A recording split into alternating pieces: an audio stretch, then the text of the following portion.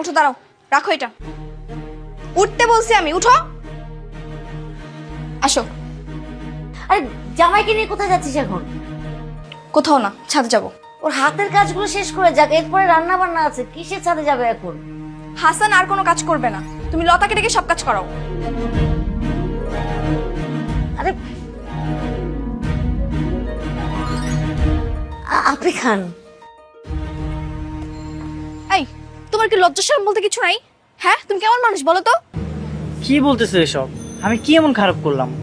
তোমার কি চোখ নাই? তুমি কি দেখো না অপরিচিত একটা মহিলা বাসার মধ্যে আসছে, তুমি তার সামনে ঝাড়ু দিতেছো, ফ্লোর মুছতেছো, সব কি? তো কি এমন খারাপ করেছি বলো? আরে রুমটা অপরিষ্কার ছিল, তাই ভাবলাম পরিষ্কার করে দিই। তাই বলে তুমি এসব করবা? তুমি এবারে জামাই হয়ে চাকরের মতো বিহেভিয়ার করতেছো।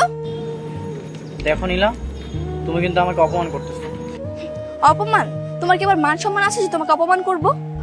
কে বলেছে আমার সম্মান নেই? আমি বলছি, রাস্তায় একটা রিকশাওয়ালার তোমার চেয়ে বেশি মান সম্মান আছে। সে কষ্ট করে উপার্জন নিয়ে বউ নিয়ে থাকে, তোমার মতো ঘর জামাই থাকে না। তো আমি কাজ করতেছি না? আচ্ছা মানলাম রিক্সাওয়ালা না হয় বাইরে কষ্ট করে উপার্জন করে, আমি এই বাড়িতে কাজ করতেছি না, কষ্ট করে উপার্জন করি না? উফ, তোমাকে বোঝানোর মতো ক্ষমতা আমার নাই, যা ইচ্ছা তাই করো। আরে বউটা আমার শুধুই রাগ করে। আরে এই কোথায় যাচ্ছিস তুই? আমরা এই বাড়ি ছেড়ে চলে যাচ্ছি, থাকবো না এখানে। চলে যাচ্ছিস মানে? তোর ভালোর জন্য আমি ঘর জামাই আনলাম, আর তুই ঘর ছেড়ে জামাই নিয়ে চলে যাচ্ছিস? হ্যাঁ, যাচ্ছি, কারণ যেখানে আমার স্বামীর কোনো সম্মান নেই সেখানে আমি থাকবো না। থাকবো না মানে কি? আর এখন হুট করে তোরা যাবি বা কোথায়? যেখানে ইচ্ছে সেখানে যাবো, কিন্তু তোমাদের সঙ্গে আর থাকবো না। ও, তা থাকবে কেন? বুঝতে পেরেছি, সব এই হাসানের পরিকল্পনা। বাহ হাসান বাহ, 7টা দিন হলো না তুমি এখন আমার মেয়েকে পটিয়ে পাঠিয়ে নিজের বাড়িতে নিয়ে যাচ্ছ? না মা, নীলা চাচ্ছে তো তাই। চুপ থাকো তুমি, আমাকে বলতে দাও। শোনো বাবা, আমি এরকম জীবন কখনো আশা করিনি। আমি সবসময় চেয়েছি আমার একটা আলাদা সংসার হবে, কিন্তু তোমরা যা করছো এতে আমার স্বামীকে নিয়ে এখানে থাকা আমার পক্ষে সম্ভব না। ঠিক আছে, যাবি যা, কোনো সমস্যা নেই, কিন্তু বাস্তব যে কত কঠিন এটা বের হলে টের পাবি।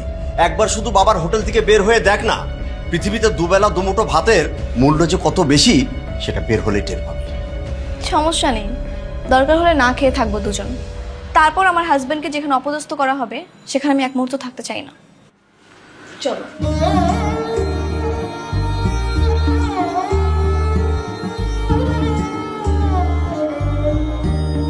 এই ওরা তো সত্যি সত্যি চলে যাচ্ছে। ঠিক আছে, যাচ্ছে যেতে দাও, এটা নিয়ে একদম তুমি টেনশন করো না। 2 দিন পরে আবার দেখবা সুর করে এসে তোমারই পা ধরে মাপ চাবে, আম্মা আমার ভুল হয়ে গেছে।